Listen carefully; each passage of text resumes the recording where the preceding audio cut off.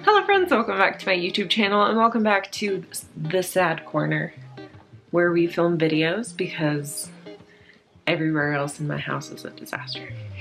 Today I am talking about all of the books that I read in the month of October. I read 7 books this month. In the book YouTube space, 7 books in a month is not that crazy. I'm really inconsistent month to month how much I read. Like some months I will read 7 books and the next month I'll read only 3. So like I just fluctuate a ton. But this month we ended up with 7 books read and we're gonna talk about them. Quick reminder or FYI, in case you are new here, I mostly just listen to audiobooks, which means that I don't have the physical copies of most of the books I read. I think every book I read this month was an audiobook. Yeah, they were all audiobooks. So I will be reading things off of my phone. Also, I use the app Libby for all my audiobooks. I talk about Libby all the time, but it's a free app and you use your library card to check out audiobooks or ebooks through your library. It's an awesome system. I absolutely love it and it's free. Gotta love free. My throat feels like there's just like a bubble inside of it, and it's been like that for a few days, so forgive me if my voice cracks or is weird in this video because it's going to happen. Alright, the first book that I read this month was Part of Your World by Abby Jimenez. There's a Part of Your World series.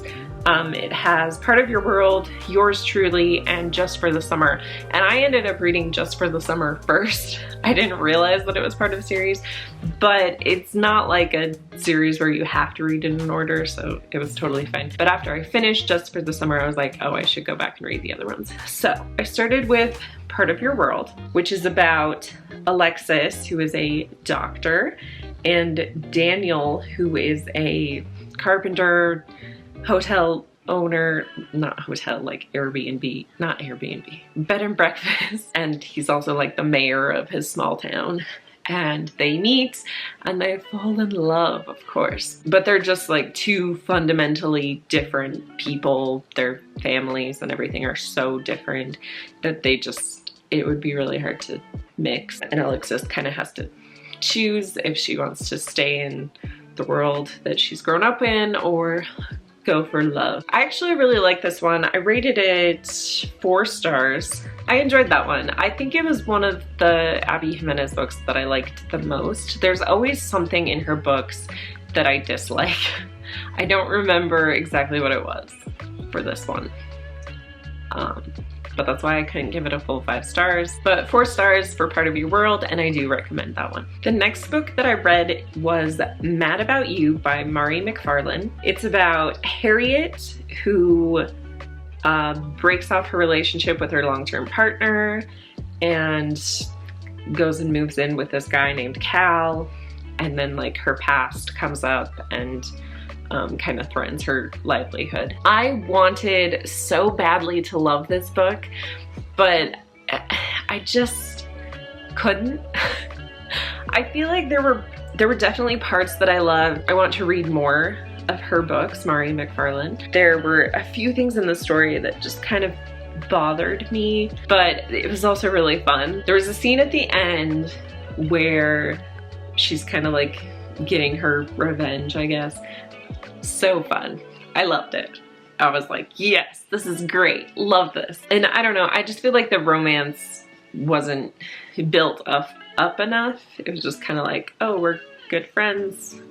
Although, like, they never talked, so how are you friends? I don't know. It just wasn't my favorite, but I still gave it 4 stars. I would still recommend it, but I don't know. Not like my favorite of the month. Okay, the next book that I read was Yellowface by R.F. Kuang.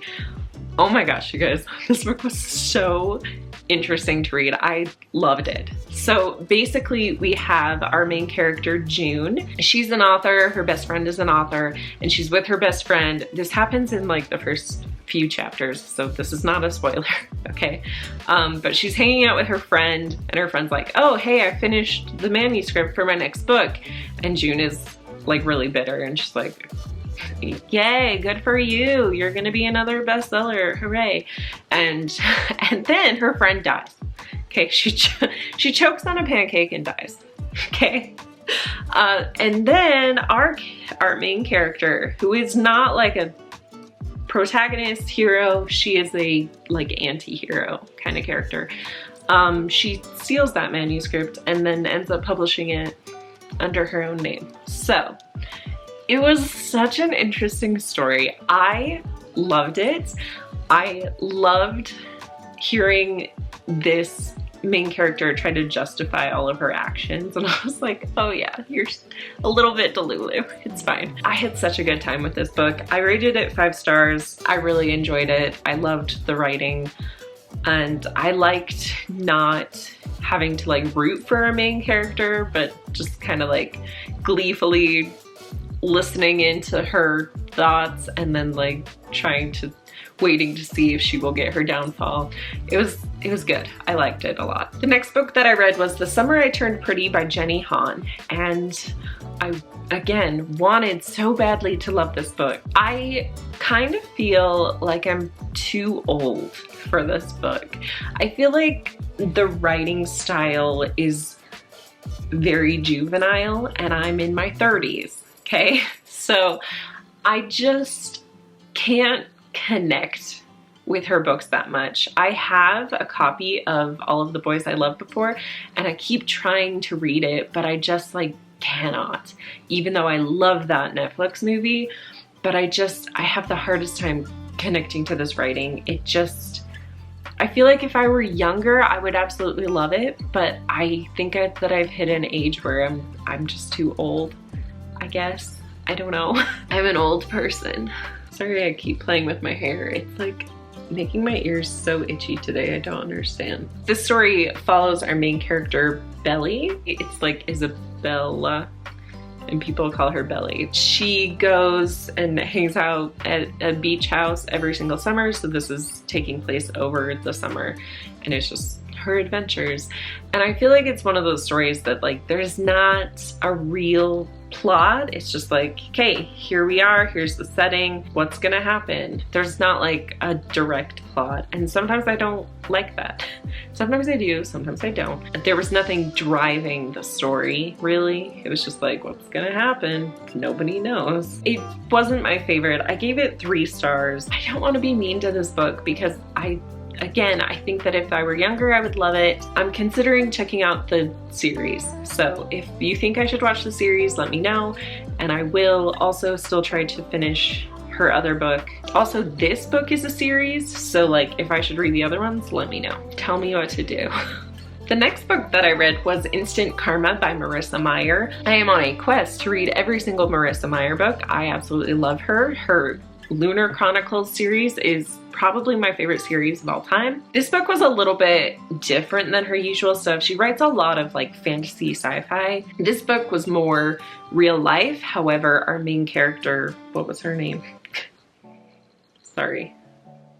Prudence. How do I forget a name like Prudence? Our main character gets hit on the head, and then after that she can like give out instant karma to people. Whether good or bad, they get karma for their actions if she decides so. I liked so much of this book. She's living in a beach town and she volunteers at this animal shelter because she's trying to finish a school project with her partner, who also works at this it's not an animal shelter, it's an animal rescue center for sea animals. So there are like seals and baby otters, and it was so cute. I liked so much of this. I absolutely love Marissa Meyer's writing. I don't know that this is like one of my favorite of her books. I feel like the book was a bit too long and dragged on a bit, but I love her books. I will always recommend a Marissa Meyer book,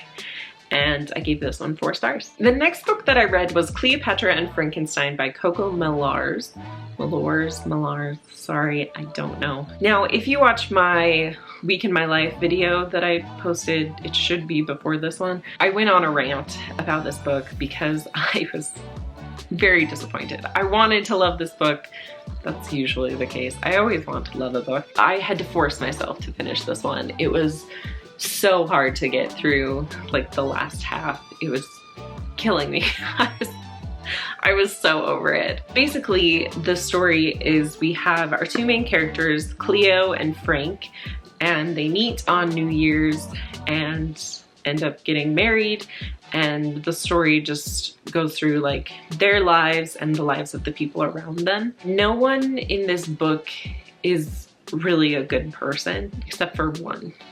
I think his name is Santiago. Everyone else is kind of terrible. So it's not always a bad thing to read about characters that aren't necessarily good. Like, I really enjoyed Yellowface, which she's not really a good character, but this one, I think because there were so many characters that were not good, there was like no one to root for, and it was just a difficult read. There was something about these characters where I'm like, you are just so opposite of who I am as at my core and at my beliefs, that it was kind of hard to read about. I read all types of books. I read about characters who aren't like me at all, but for some reason this one, I think it was just because there was an abundance of characters all totally opposite of who I am, that I was like, I don't understand you and I can't support you and get behind your decisions.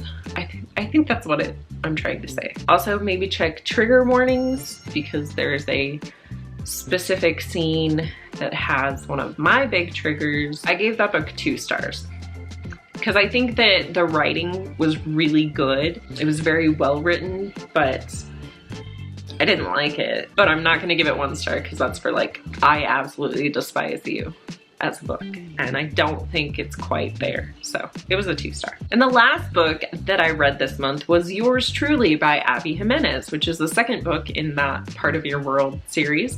So I finally finished it. This book follows Bree, who is a character in Part of Your World, and this is her love story. I was loving this book for the first 50%. I listened to audiobooks, so 50%. I was loving this book. I was like, this is such fun romance. I was like, I think this is my new favorite Abby Jimenez book. And then I truly don't know what happened after that 50% mark, but it went downhill fast. And I was like, I kind of hate this.